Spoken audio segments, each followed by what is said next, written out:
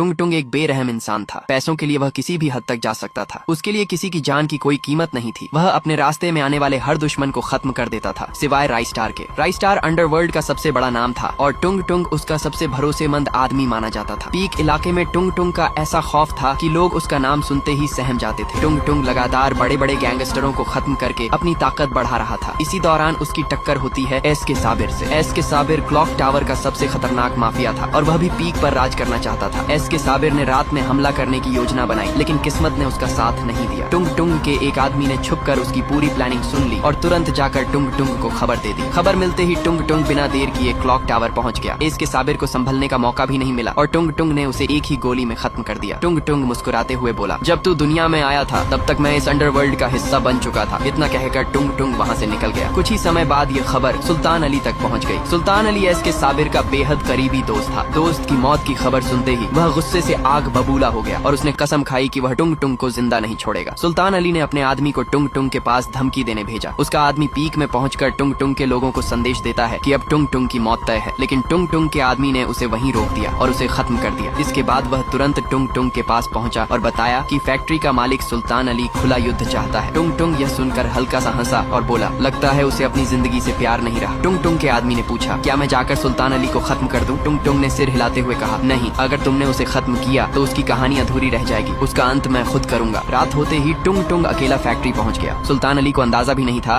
कि उसका आखिरी समय इतना करीब आ चुका है। टुंग टुंग ने उसे खत्म कर दिया और वहाँ से निकलते वक्त सिर्फ इतना कहा, तुम लोग सिर्फ बातें करते हो और मैं काम करके दिखाता हूँ, यही असली फर्क है। उस रात के बाद पूरे देश में टुंग टुंग का नाम डर की पहचान बन गया। लोग उसकी ताकत और उसके फैसलों से कांपने लगे। लेकिन कहानी यहीं खत्म नहीं होती। असली तूफान अभी बाकी है, क्योंकि बहुत जल्द इस कहानी में एंट्री होने वाली है रॉकी भाई की और उसके आने के बाद अंडरवर्ल्ड की दुनिया पूरी तरह बदलने वाली है।